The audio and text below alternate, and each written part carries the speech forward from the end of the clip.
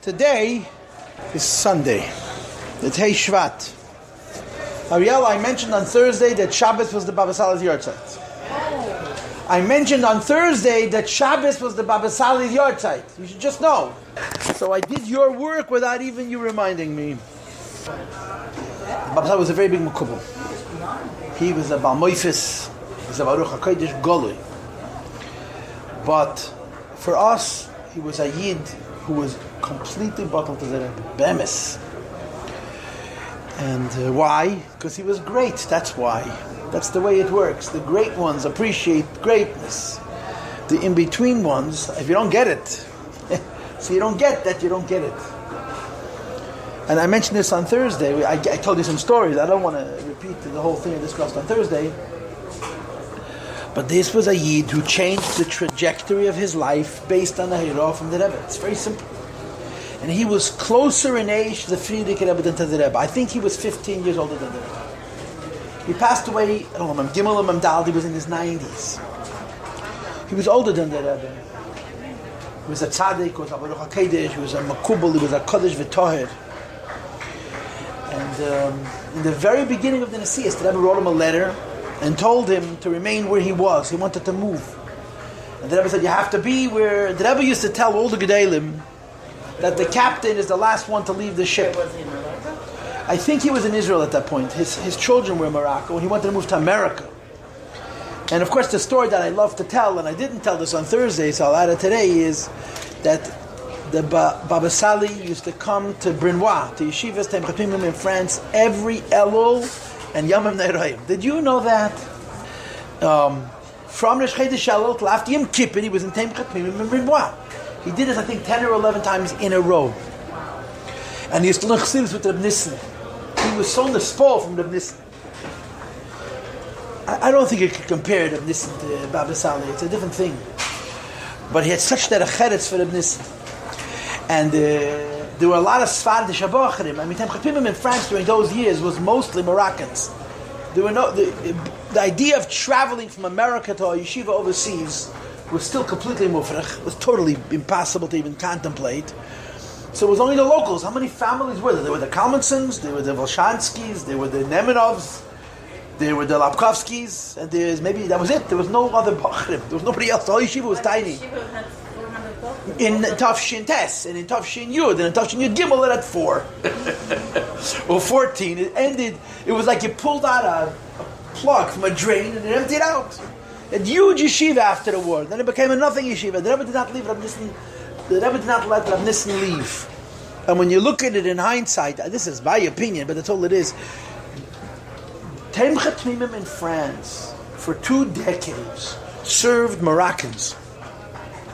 Those Moroccans today are the leaders of the Sfardish world.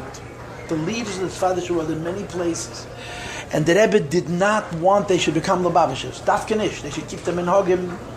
And v'chulu, because if they had become Lubavitchers, then they wouldn't serve. They would not be able to be leaders of Sfadim. Some of the most prominent Sfadim in the world today learned in Lubavitcher Meisters, and their Yiddishkeit is predicated to a significant degree on that influence. And I think that's why the Baba Salih came to France. The official reason he went to Brinois is because he wanted to be away from his people, learn and daven and ton seine Sachen b'tzineh. He was a Rebbe to Sfadim, mamish. And in the most important time of year, the man vanishes, goes off to Europe. 10 or 11, I think it was 11 Tishreis in a row. And he used to learn Chassidus with Reb Nissen. And he would get up for Tog, and by the Sfardim, they say Slichas every day of Elul. So all the Bachim would get up to say Slichas, and Reb Nissen would come and sit and say Tillim. If the Bachim were up, he was up. I mean, Reb Nissen.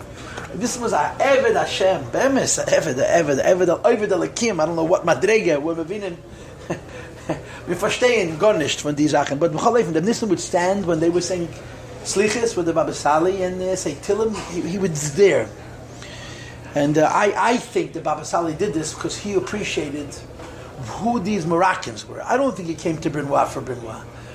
Maybe I'm wrong, but I think he came to Brinois because he understood that these Moroccan Bachrim Lach were one day not going to be Bachrim Lach. And he was madrich them in the ways of Menhagi Sfard. And a lot of them are very, very important leaders in the Sfardish world today, which is, if you think about it, it begins with the Frierdiker Rebbe's foresight to make those moistus but there's a lot of steps. When you ask yourself, what did the Nis Nemenov do between 1954 and 1970, 75, when European and Americans start to come to Bryn Mawr? It's these Moroccans, and the letters from the Rebbe, they're so interesting. How the Rebbe tells me he has to put up with the Mishigassens and the Gewen Wilde. Not as if we're exactly tame, but they made us look tame. Okay, so I'm mentioning it.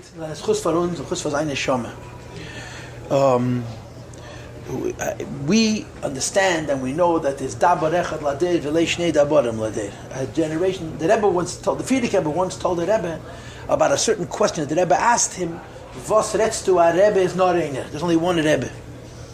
No, but if you have a typish parameter of Gedele Yisrael, you say Sta'in Godel, Sta'atzveiten Godel, Sta'adritten Godel.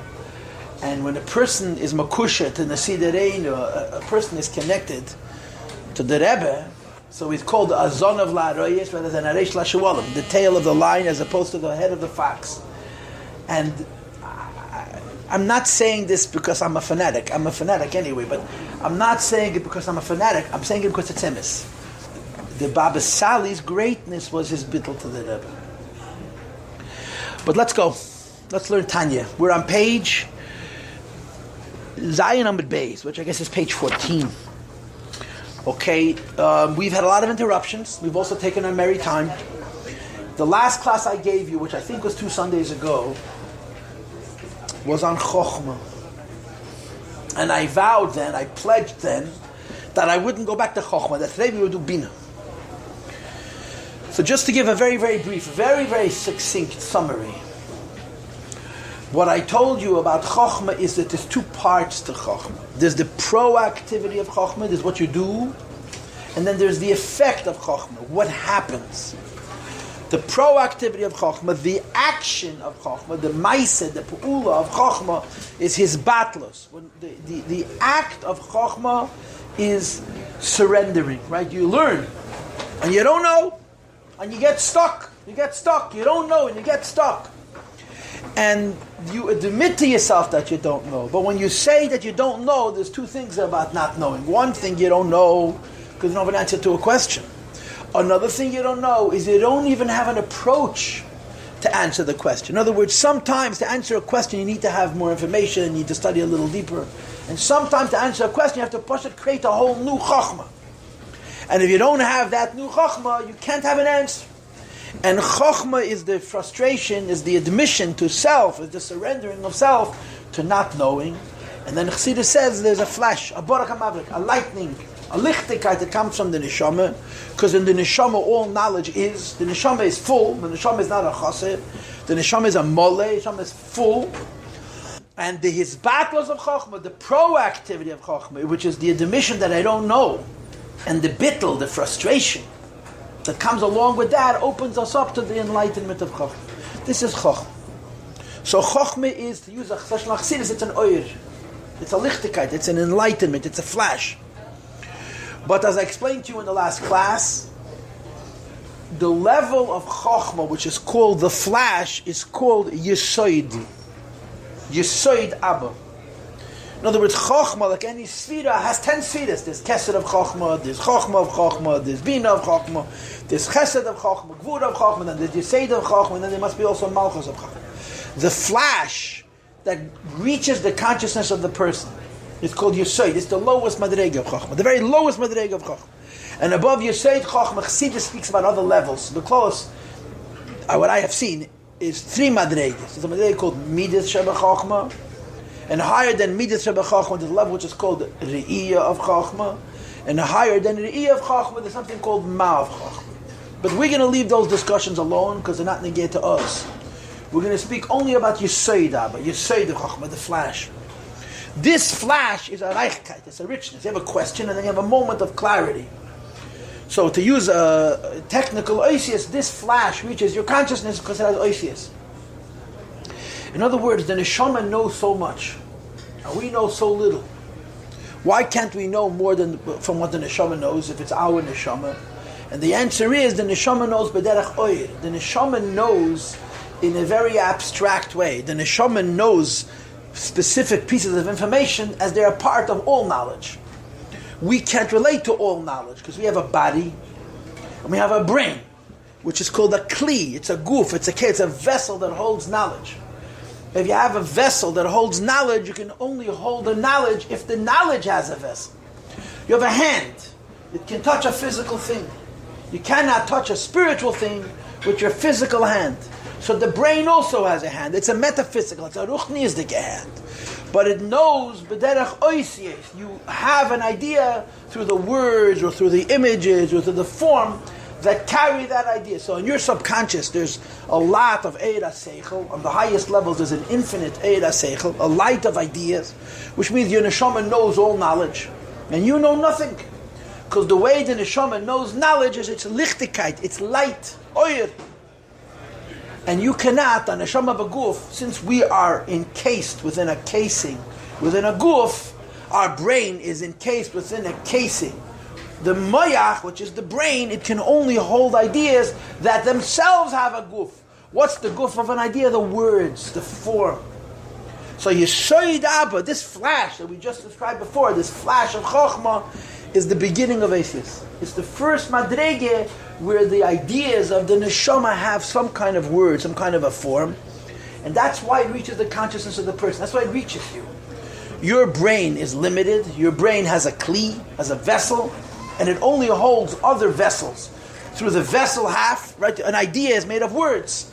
You cannot speak an idea without words. You can't think an idea without words. The neshama has ideas without words. So naturally, you don't know what the neshama knows. The communication from the neshama to the conscious person is by putting the ideas into words. The beginning of that process is called Yossi. It's the lowest madreg of Chokhmah. Yossi Abba is a flash, and in that flash there's already the beginning of Osiyes, and that's how you're able to grasp it. Which leads me to the point that's negeya now. Chokhmah is an enlightenment, right? What do they use? The Greek word, yeah. I don't know what the word means, but azay zokman, eureka, right? There's products, there's business. Eureka means I got it. I got it. So you have an enlightenment, a flash. The thing about this flash of Chokhmah, this Barak HaMavlik, this Yosei Abba, which is called in Chassidus Nekudas HaSkola. Every school of thought has a different word for it. The Kabbalah they call it Yosei Abba, and the Chassidus they call it Nekudas HaSkola. And in the Moshe we call it a Barak HaMavlik, a flash. Comes quickly and goes away quick. When you experience it, what you experience is reichkeit, richness. You have a question, and you need an answer. The flash that reaches you is, for lack of words, it's exciting, it's fun. It makes you feel good. The only problem is, I got it. He said, yeah, what did you get? Ich bin vergessen. When you experience the moment of that enlightenment, when you experience the moment of that richness, you feel, it's clear in my mind. But then somebody asks, what did you get? So I forgot. It flew in and it flew out. And I want to give you a dugma l'dover. It's a dugma l'dover that I pushed experience in my own life, bepashtas. We used to go to Fabrengens. And part of what the Rebbe did in Fabrengens on Shabbos was ask kashas on a Rashi, ask kashas on his father's Biurim and Zeyar, ask kashas on a Rambam, and then in certain times of the year he would also ask kashas for a half a year. He would ask kashas on Pirkei Avos, and for a certain few weeks in the year he would also ask kashas on Beis HaBchira. And the Seder was, I might as well share this, the Seder was every Shabbos Fabrengen, Rubam Kekulam, 95%, in minor yard, things changed. But in the years that I was a Bacher, there was a standard form. The Rebbe would sit down, he'd make Kiddush. In my times, he always made Kiddush. And there'd be 2 sichos. Each of those sichos was approximately half an hour. And the Rebbe would speak about current events. They would tie together different things that were happening. And it was very, very hard to understand these sichos, even though the pashtas, they were easier sichos, because the Rebbe wasn't quoting from Sforim. He was quoting from the Welt. This week is special because we have this event. Of course, he always started the Pashas HaShavua, and then this Shliach is making this. The inyanim the Rebbe spoke about were you had to figure out what the Rebbe was talking about and how he understood what it means. And then there was a maimer. Sometimes there were 3 sich, a maimer. The maimer was very short, 5 minutes, 10 minutes. And the maimerim were called ke'ein sicha. The Rebbe said the maimer without a niggin. We didn't stand up. And very frequently the tone, the niggin of the maimer was not reflecting the oimik of the Maimed. The words of the Rebbe and the energy with which the Rebbe spoke were disaligned, which is only a Rebbe could do it. The Rebbe would say the words, it would fall out of him almost like B'derech Memele. And he would say the deepest inyonim sometimes in Azah Manaton, as a Ona Koch, Ona Chayes. I'm not saying that there's rules, but there was a lot of that. But the Rebbe would say, in the Maimorim, Ke'ein Siche, the Rebbe would say, as a Maimer. But the Maimer was very interesting, different. And by the way, the Rebbe used to put on a tichel, you know that. Before the Rebbe said a Maimer, even was a Maimer Ke'ein Siche, you would see the Rebbe lean forward, and he put his hand in his pocket. And then you would see him lean forward again, and you could see him wrapping it on his fingers, and the Rebbe would say a Maimer. And after the Rebbe finished the Maimer, again, you would see him take the kerchief of his fingers, and the Rebbe always wiped his eyes. After each Maimer Chassidus, the Rebbe would wipe his eyes. And then there was Rashi. Right? There's a Kanog B'chol Shabbos B'negei L'Pirush Rashi Al HaTeira. So the Rebbe would present that Rashi, Chumash with Rashi, and ask questions. Sometimes he would ask 4 or 5 questions. Sometimes he would ask 14 questions or 20 questions. And then he would say, U'kafi she'yez b'aya l'kabel. I'll explain later. And then the Rebbe would say, B'negei Tum Tatnus Ha'oros of Zayar, my father's notes on the Zayar. So the Rebbe would be Matzia Zayar, say what his father says, and ask questions. But he did it very quick. The Zayar was very hard to follow. It was very hard to follow because the Rebbe trusted that you had learned the Zayar and had learned his father's Biyurim, and most people hadn't. And it was the kashas were very, very quick. And the Rebbe would say, ask kashas, and he would say, U'kafi she'yez b'aya l'kam. And in the years that I was listening to the Rebbe as a bocher, b'derech klal, the kasha that the Rebbe asked would go like this. My father had no paper. So he had to write on the margins of his Sforim. So he had to write very bekitzin. So the Hira and Avodah he doesn't include. He never tells you what this means in Avodas Hashem. And it's a lost. He trusted that we'll figure it out ourselves, and that was usually the kasha. So what does it mean? The Kabbalah Zachen. What does it mean in Avodah B'Peh? And then the Rebbe would say, U'kafi she'yez b'aya l'kam. As I'm going to explain it. Then the Rebbe, once the Rebbe made the Takon of Rambam, which was after Pesach Mem Dalid. So when he get to the Rambam, and he always spoke of Shloisha Prakim Layim, the Rebbe would permit a Rambam, we would ask kashas, and he would say, U'kafi she'yez b'aya l'kam. And if it was summertime, B'negei L'Birim, the Pirkei Avos, same thing. You would quote a Mishnah, you would ask questions, and in my Yaram, the Rebbe would frequently say, Sh'namol Geret from that Mishnah, but they will speak about it again, a different type of Kfi she'yez b'aya l'kam. And if it was from the beginning of the 3 weeks, the Chamish Asa B'Yav, the Rebbe would also add the Beis HaBchira, or Kfi she'yez b'aya l'kam. And then the Rebbe would finish the Sikha, that people are making events, and they're giving mashke, so that you come up, and they should say L'chaim, and they should announce what their pu'ulas, yeah? So people would come up, and it was a very long break. So this sikha that I just described was usually about 20 minutes. They would ask kashas on a bunch of different things, and he said, I'll get back to it later. The break was very, very long, because you could have as many as 20, 30 people. Everybody had to come up. They had poured their mashke. They had to make an announcement. And then the next person came up. It took time. It could be 20 minutes, half an hour. All over the shul, you see kibbutzim. People are talking over the kashas. And it almost seemed, the Rebbe Pasha gave us time to shmuazin before he gave us the answers to the questions. I'm not going to say this was the kavanah because I don't know, but you could say it seemed that way. Yeah? After the Rebbe finished giving every mashke, the Rebbe would start to sing Varikesi Lachem Bracha. That was it. And then one time in Tafshin Nun, the Rebbe changed to sing his father's Hakafas Nigin, and that became the kviz. And then the Rebbe would say, B'negei L'Pirush Rashi Al HaTeira. Now this was the longest sikha of the Fabrengen. It could be an hour, it could be an hour and 10 minutes. And the Rebbe would unturn every stone. He'd go back over the Rashi, and he would answer his questions, then he would do the Zayar, and then he would do the Rambam, and then he would do the Pirkei Avos, and then he would do the Beis HaBchira. And just one long sikha. Now, I'm listening to now, I listen now to Fabrengens of the Rebbe. Yeah? The Rebbe is not smarter than us. He thinks different. His brain just works. He doesn't go in the direction you think he's going to go, ever. He just has, his brain is just completely different.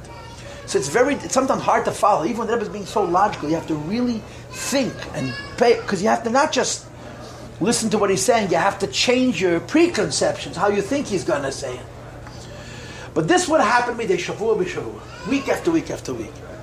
The Rebbe would ask kashas on Rashi. And in some weeks he would ask a dozen kashas.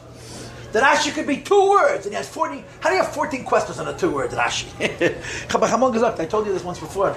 that Rabbi Yossi from Yeshiva University was a Gaon Olam, a Gaon Adir, and he was a friend of the Rebbe's, Kvayachal. He was also into Chumash Rashi. So his students used to learn at Rebbe's Rashi Sicha, and they would come to him and ask him questions. So they would ask him a question, he would answer. They would ask him a question, he would answer. And then they would ask him a question, he would get angry. Das ist nicht dein Kasche. You didn't think of that one. This you got from someplace else. I'm going to tell the Maise, Levi Bucket from Chicago, who told the story that he was in Boston. And he walked into the shul where Rabbi Yashabed davened. And there was Sfarim, too deep. And he pulled out a sefer, and from the second row fell out the Biyudim Lepirish Rashi Ala Teda, the Rebbe's Biyudim and Rashi. I've told you the story a number of times. So a Litvish Sherid, an Eile B'Shir Daven in the Yashabed shul, sees a Lubavitcher who coincidentally, by happenstance, happened to grab, so it shouldn't fall to the floor, the Rebbe's Biyudim Lepirish Rashi Ala Teda. So he walks over to him and says, "You're Lubavitcher, I'll tell you, I'll show you the mice." B'chlal, when the Rebbe printed Sfarim, a copy was sent to Rabbi Yossi. We know this. The Rebbe wanted to know which he had. I think not just the Rebbe's Sfarim, Sifrei Chassidus, when the Rebbe printed Chassidus, I think he used to send Rabbi Krinsky with a copy to bring him. Begashmius, to hand deliver. A Yid found in Rabbi Yossi shul this Sefer B'Yud and Lepirish Rashi Ala Teda. And he comes over to the Rav, as they call him, the Rosh Yeshiva, the Rav, and he says, "I tell you, Babach Rebbe's Agesh Talmud Chacham. But who is he to decide what Rashi thinks?" Because it's called Klali Rashi. It's Klali Rashi. How are you supposed to learn Rashi? Who is the Rebbe to decide how you're supposed to learn Rashi? So Rabbi Yashabeh says to him, "I haven't seen the Sefer. Give it to me, and I'll tell you tomorrow what I think." He takes it home, comes back the next day to shul with the Sefer. He calls over the younger man, and he says, "I understand that you're upset that the work that the Rebbe did. I just want you to know, when you open up this Sefer and you read a klal in Rashi, you should hear it as if Rashi himself is telling you that this is the klal." He was a chacham. A chacham, I mean in Seichel Pashat. And he read the Sefer. He says, every word here, Rashi said. This is not the Rebbe saying that this is Rashi's klal. Anyway, so what used to happen is Rebbe used to ask questions. And then we would schmooze. And we always would say, this week he's not getting out of it. The kashas were so good. The questions were so powerful. How do you answer these questions? And this used to happen midei shavua b'shavua. The Rebbe would begin to speak, and he would talk a half a minute. And he would simply say that people don't understand how you're supposed to approach the Rashi. Sometimes the Rebbe would say, we're looking at the Rashi with too broad a scope and you have to be narrow. And sometimes the Rebbe would say, we're looking at the Rashi with too narrow a scope and you have to be broad. The Rebbe he just would change it. Like you go to a chiropractor and you get click, yeah, and all of a sudden, everything fits. He would speak a half a minute. And all over the shul, you could almost hear people saying, "Oh, it's so simple." It was so simple. He would just change what you're seeing. And all of a sudden, lichtig. And then the Rebbe would spend 15 minutes answering every question. In other words, the Rebbe did two things. He gave us a chokhmah, and then he developed the bina. When the Rebbe spoke that half a minute, it just happened to me so many times. What an idiot! It's so obvious. But you never chapped. You never guessed. You never thought like the Rebbe thought. You know why? Because you're not the Rebbe. Poshet and Prast. But he would speak mamash a half a minute, and And I always ask myself, what would happen if the Rebbe would give us this nakuda and not answer the questions? So he would give us this flash of enlightenment that would tell us how to change how you look at the Rashi so that you're looking at it differently, but we would not be able to answer the questions. If the Rebbe did not then, after, he would change your thinking by giving you this different perspective, this flash. If he would not then turn over every stone, answer every question, you wouldn't be able to answer it. Because very, very often the Rebbe didn't answer all the questions. And we never, the ones he didn't answer, we remained stuck. Even though the Rebbe, it seemed so easy. When the Rebbe, everything the Rebbe said seemed so easy. Only problem was there was no way to duplicate it, you understand? It was so glatt, it was so simple, it was so obvious. But, what can I say? We can't nicht noch machen. And the same is true with the Zohar, and the same is true with the Rambam. The Rambam is Nigle. Rambam is the Yeshiva shel Lenin. Yeah, that's what everybody learns. Yeah, who learns Rashi? But the Rambam we learned. Rambam at Mingalarent. Yeah, so they would do the same thing. He would establish our Nakuda, and the light would go off in your head, but then the Rebbe would develop it. He would answer the questions, and if he would not answer the questions, the enlightenment would be there, but you'd still be stuck with the question. You would see the direction of the Chiddush, but you couldn't develop the Chiddush. I'm using this as a mashal, because this is what Chochmah is. Chochmah is a flash that's not coming from the Rebbe, it's coming from your neshama. And when you experience the flash, it seems so clear and so easy. And then the guy next, yeah, you got it? What do you got? I forgot already. Why? Because the flash is very rich. But the richness of the flash makes the flash what we call in our culture, a pintele. To answer a question, you can't have a light. You have to be able to go into the nitty-gritty. And the only way to go into nitty-gritty, the way you would explain it technically, is when the flash of Chochmah reaches you, you immediately pay attention to the words. Now the words that are attached to the flash of Chochmah are not rich, they're boring. It's much more fun, it's much more rewarding, it's much more gratifying to experience the enlightenment, but the enlightenment is going to be gone. The Yossi, this enlightenment, as I explained to you in the first point I made today, the reason this flash reaches you, Yesod of Chochmah, Yesod Abba, Nekudas HaAskola, Barakam Mavrik, is because it has letters, words. And you have to immediately grab those words and analyze them.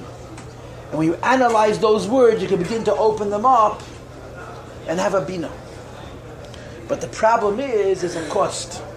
There's a cost. What's the cost? You have to give away the oil. So let me say again what I just said in different words, but b'derech tamtzis. I'll say it as a conclusion. Last week we talked about the meeting between the subconscious mind and the conscious mind, right? And we discussed that there's two parts. The first part is the frustration, is the hisbatlos, and the second part is the enlightenment. So now we're also going to talk about two parts. When your subconscious, when your neshama gives you an enlightenment, behind that enlightenment is form, there's words, there's detail. And you have to put aside the yoyed and pay attention to those oisias and use them to develop the bina. So there's a cost. You have to give away the reichkeit. Again, the terminology in Chassidus. You have to give away the oir, because the oir is fleeting. You can't hold on to oir. It's a davar ruchni. You can't hold it. It's going to go away anyway in a minute. And focus on the words that enlightenment carries, because those words are going to be the basis for bina. So now let's see if we can look inside and find the same. So we're the second line from top of page 14. Zayin Omid Beis. Ukeshemoitzi koichai. Page 14, yeah? Second line from top. Zayin Omid Beis. Ukeshemoitzi koichai. When you bring out its possibility, its potential. El hapoyel, into actualization. And over here, when it says koichai, I don't think it means koichai of the nefesh hamaskelas. It means the koichai of the seichel. Your neshama enlightened you. When this enlightenment has the potential for ideas that you could talk about, ideas that you could develop, ideas that you could study, because those ideas you can hold. You can't hold them with your hand, but you can hold them with the hand of your mind, because there's words, there's oisias, there's form, there's limitation to that enlightenment. And when you bring forward that potential, el appeal to actualization, how? You contemplate, you analyze, you study the seichel. Now, of course, the simple type of seichel means your mind. But you can also seichel, the chokhmah. Seichel means chokhmah. You analyze what the chokhmah was. But you can't analyze a flash. Why? A flash just feels good, and then it feels empty. When you have it, it's gavaldik. When it's gone, it's gone. But the oisi is the words that flash bring to you stay. And you have to focus on that. In other words, Bina is the opposite of Chokhmah. As much as Chokhmah is exciting, Bina is technical. And technical in common English is boring. Nobody wants to do it. Nobody wants to sit and pick apart. They say Yiddish, gribbeln. But that's the only way you're going to get to the truth. You want to have an answer to a question. You want to resolve an issue. You want to make something better. You want to make a new machine. You want to fix an old machine. It doesn't happen by having great ideas. Great ideas are a lot of fun, but great ideas are fantasias. They're fantasies. The reality of a great idea is in the intricacies. And the intricacies means you have to sit for hours and hours and days and weeks and sometimes years and years and rip it apart and to organize it and to find order and then to find depth and then to find integrity and then you have answers. And that's the title of these words. When you bring forth koiche, the possibility that exists in the enlightenment of the Dvar Seichel, the flash of the Dvar Seichel. Elapel to actualization Shem is beinin when you analyze and you contemplate besichle in your mind or in the enlightenment itself. Lahavin dava, to understand the matter. La ashure uliyamka. Ashure means thoroughly, properly, and umka means deeply. Right? The brain works in steps. The first step in any brain, I think, is a question. A person who has no questions, has no problems, but doesn't have a lot going on. Yeah. It begins with questions. And of course, there's two types of people who ask questions. The people who ask questions because they like to hear themselves speak, called a stam makshin. And then you have an educated question. A real question is a chatzi shailas chochem chatzi tshuva. Stam makshin about it. A person who asks questions stam is ignorant, and shailas chochem chatzi tshuva. A person who's learned, a person's educated. His question is an answer because it's a key. It's an opening to a new door. The question has a context, and that's the giant of the Rebbe's kashas. What's a kasha? I've told this to you 1,000 times. What separates one part of Teda from another part of Teda, pshat, remes, drush, tod, is not what the pshat is. It's what's considered a question. On pshat, there are many things that are not questions, and on drush, they're questions. In drush, there are many things that are questions, that are not questions, that on remes, they're questions. And there are a lot of things that remes are questions, that inside they're questions. And every level of Teda has different sets of questions, which open up a deeper oimek, a deeper havana, a deeper chokhmah. So you have a question. And then you have an answer. But you're not satisfied with feeling good. You want to be able to bring it down. You want to be able to tell it to somebody else. You want to be able to argue it. You want to be able to fix it in stone. Concrete. So you have to give up the reichkeit, the richness, and focus on the Yossi and analyze it. It's very technically. That's what Bina is. It separates. Telfanada. Bina has many Hebrew words. Bina, of course, means Havana. It also means Havchona. Fanander Kleiben, to discern, to separate. I've told this to you many, many times. People who compare things to one another are usually not so smart. People who separate things from one another, that's smart, right? In the Lashon Yeshivas, my nafkamina. What's the difference? And this is where Chokhmah, real learning, is gribbling, take apart, rip it to pieces. And after you rip it to pieces, you see the difference between this and this and this. So you understand each one separately, and then eventually understand the relationship between all of them, and then you have a beautiful picture, which is almost as beautiful as the first flash of Chokhmah. But the flash of Chokhmah was called Nekudas HaHaskola, an enlightened flash. And the flash at the end, which is called in Chassidus Pnimi is Bina, is called Nekudas HaTamtzis. The point at the end of all the learning, where you dissected and worked, and you pieced it back together, and you have a new Reichkeit. But a different kind. It's not the Reichkeit of Oir that enlightens you, that enriches you, but it's an enlightenment of depth. Lashure means thoroughly, ul'amke deeply. Meiteich eze dvar chokhmah, from some words of chokhmah hamuskel, which have been enlightened besichli in the mind of chokhmah, says the Rebbe nikra bina. That's bina. So bina is the opposite of chokhmah. Most bailei seichel, most of the time, are using the moyach habina, and it's not fun. It is fun. It is fun because you have experience. It is fun because you have anticipation. But haravin in anything, hard work, needs motivation. And Bina is very hard and it's very precise, right? In the classic yeshiva environment, right? What are the most frequently heard words? Let's talk about it again and again. And you're sick of it. And the point of Ibazagn is you want to make sure it's clear. You're talking about tiny little nafkaminis, yeah? And you want to take them apart so they should be clear. And once it's clear, you begin to understand. When you understand, it's a different reward. It's a different kind of reward. And that's what Bina does. So Chochmah is a frustration that brings to a light.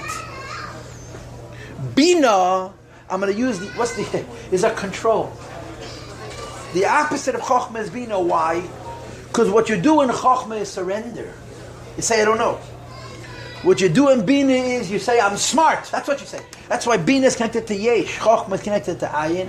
And Bina is connected to Yesh. I'm smart and I'm skilled and have experience and have technique. And I'm going to rip this apart and I'm going to come up with a clarity.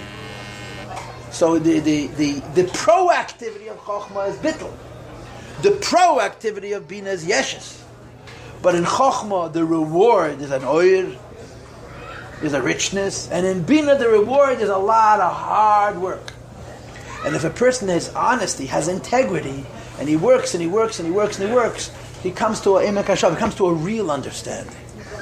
And the criteria of real understanding ultimately is that you can explain it to somebody else, you can defend it, you can argue it, and afterwards, Taka, then you can have a healthy and a constructive comparing one thing to another. Bina is never really bittul.